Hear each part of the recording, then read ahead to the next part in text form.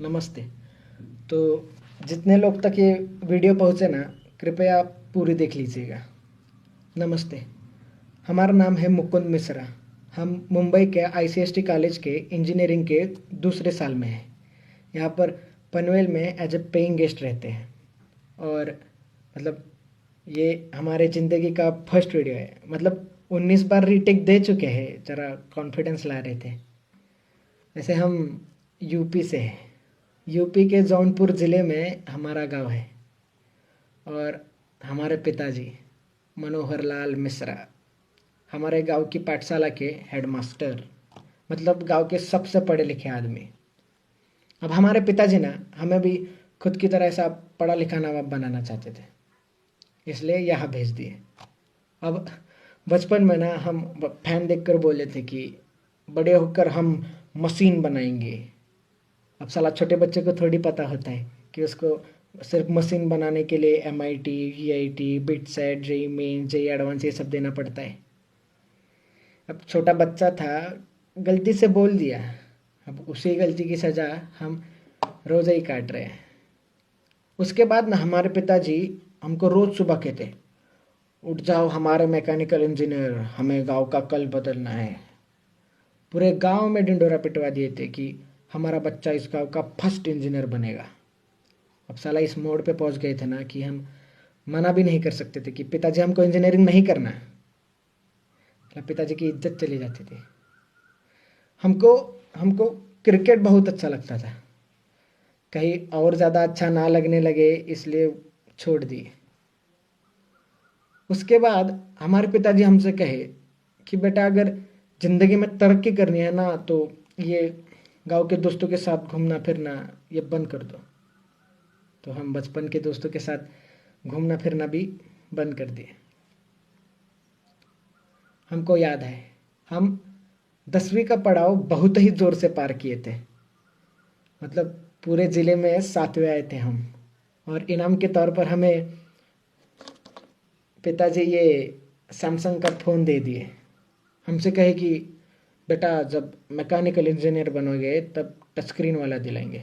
अब जब साला मैकेनिकल इंजीनियर बनेंगे तब इनसे थोड़ी ना मांगेंगे फ़ोन।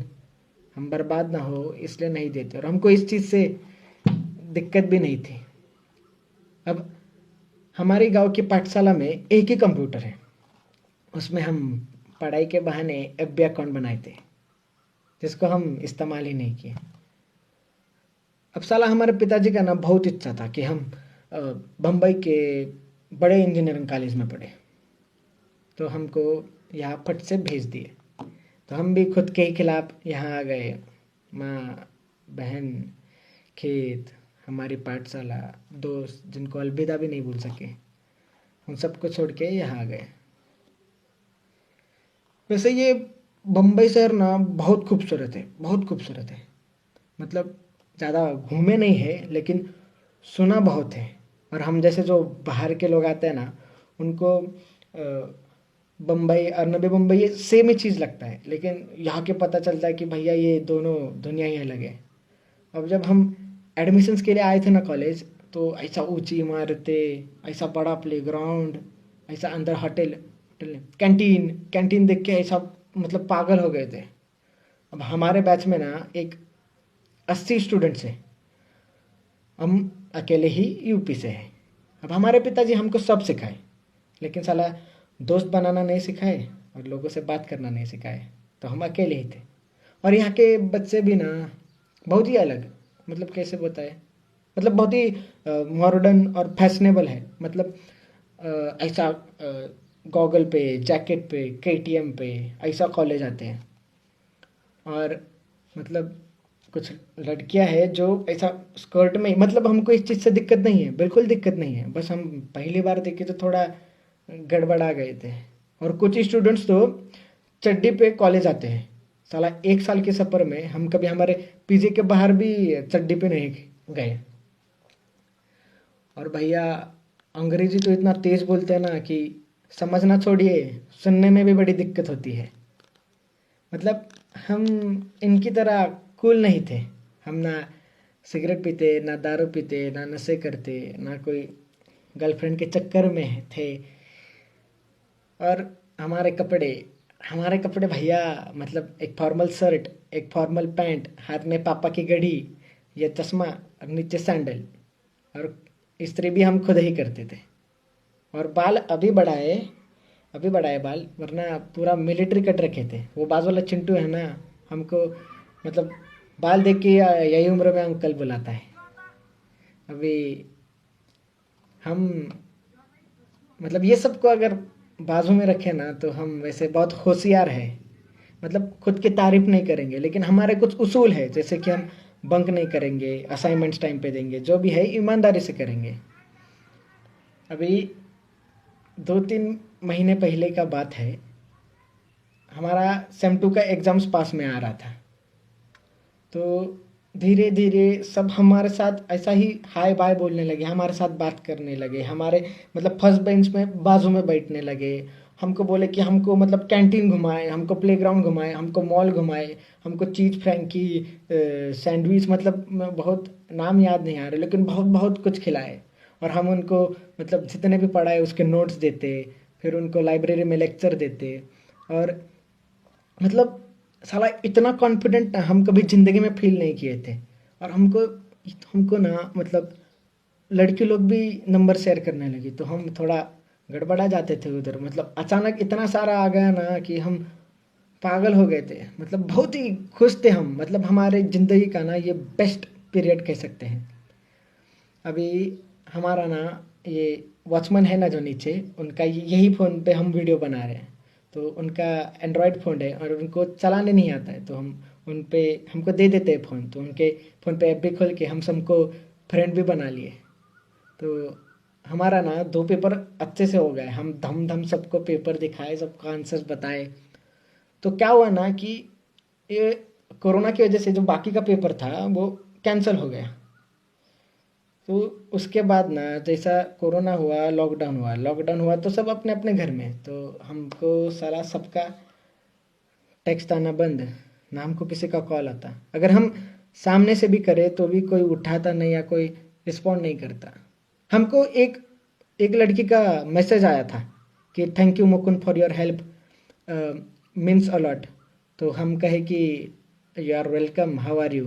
तो उसका भी रिप्लाई नहीं आया।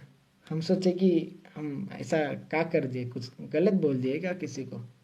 अभी तो हम सोचे कि साला हम कूल बनने के लिए ना फेसबुक पर मीम्स सबको शेयर करते हैं, तो सबका रिएक्शन तो आएगा। लेकिन उधर भी कोई किसी का रिएक्शन नहीं आया। मतलब हम बहुत कोशिश कर रहे थे बात करने का। हम मतलब अभी एक अकेला इंसान घर में पढ़ेगा भी कितना। हम ना गेम खेल सकते थे, ना पिक्चर देख सकते थे, ना किसी से मतलब घूमने के लिए बाहर जा सकते थे। हम हम बहुत सोने लगे थे, हम बहुत चिड़चिड़े हो गए थे, बीच में ही रोते थे, बीच में ही गुस्सा होते थे। हम ज़्यादा सोने लगे थे, मतलब हम हमारा काबू ही खुद से हट गया था। हम मतलब अभी देखिए ना, हम जो चीज़ ज़िंदगी में नहीं कहे वो पहली बार कर रहे हैं। जैसे कि हम पहली बार वीडियो बना रहे हैं। हम पिताजी को बोलने का भी कोशिश किए कि पिताजी हमको ठीक नहीं लग रहा है। हम मतलब थोड़े गुस्सा हो रहे, थोड़े ज़्यादा रो रहे, या हम बहुत अकेला महसूस कर रहे हैं। तो हमारे पिताजी हमसे कहे कि बेटा ये ज़िंदगी का मोड़ है, ये सबके साथ होता है, हमारे साथ हुआ, तुम्हारे दादाजी के साथ हुआ, ये आएगा और चला जाएगा। हमारे पिताजी समझने की कोशिश ही नहीं की कि हम क्या कहना चाह रहे थे। अब हम ना एंजाइटी और डिप्रेशन ये सब में विश्वास नहीं रखते थे। पर साला जब वो इंसान को होता है ना वो चीज़, तब तब ही समझ आता है कि भाई ऐसा मानसिक बीमारी करके भी कुछ तो होता है। अब हमारे गांव में ना मानसिक बीमारी का 2 ही मतलब है, एक तो भूत बाधा और दूसरी मतलब ये पागल हो गए। साला हम गुस्सा हमारे दादाजी से नहीं है, ना हम गुस्सा हमारे पिताजी से है। हम गुस्सा इस समाज से है, जो जब सर दुखता है तो हाथ में फट से डिस्प्रिन दे देता है, लेकिन साला जब दिमागी हालत ठीक ना हो तो मुंह ही फेर लेता है। अब साला परसों का ये बात है, हम उसी उम्मीद में फोन लिए थे कि हम देखने की फेसबुक पे हमको गलती से किसी का मैसेज आया रहेगा। तो हम खोले तो देखे कि सबने स्टोरी शेयर किए थे, और उसमें लिखा था, क्या लिखा था उसमें लिखा था कि if you feel lonely you talk to me, I better see you laughing instead of seeing in your grave, and suicide is not the option. अब हम क्या बोले बे?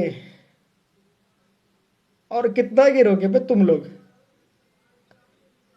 गए 1 महीने से हम बात करने की कोशिश कर रहे हैं कि हमसे कोई बात करो, हमारा फोन उठाओ, हमसे हम तरस रहे थे कि हम हमारी सुनो मत, लेकिन हमसे बात तो करो, हमको तो जानो कि हमको क्या हो रहा है। साला एक फेमस इंसान अगर सुसाइड कर ले तो सबको इस चीज का फर्क पड़ता है, लेकिन आपको पता है क्या, साला हर 1 घंटे में एक स्टूडेंट भारत में आत्महत्या करता है, लेकिन तभी किसी को फर्क नहीं पड़ता क्योंकि वो फेमस थोड़ी ना है। ये फर्क छोड़िए, ये ना, ये सोशल मीडिया को चलाने के लिए ये लोगों को कंटेंट मिल गया, और ये जो कंटेंट है ना, ये इंसान की जिंदगी से भी बहुत ही प्यारा है।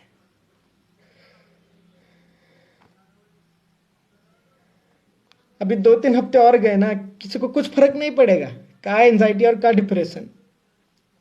साला वो दर्द ही बहुत अलग होता है जब दर्द बांटने के लिए भी कोई नहीं होता। अब हम यही कहना चाहते हैं कि अगर ये सोशल मीडिया की दुनिया से निकले और आजू बाजू देखे कि लोग रुके आपसे आपसे बात करने के लिए तरस रहे अकेले, तो उनसे बात कीजिए, उनको ऐसा मुंह मत फेरिए। अगर ये बोलते वक्त हम किसी का दिल दुखाए रहेंगे तो माफ कर दीजिएगा, हमारा उद्देश्य नहीं था। हमको सुनने के लिए आपका बहुत सारा शुक्रिया, धन्यवाद।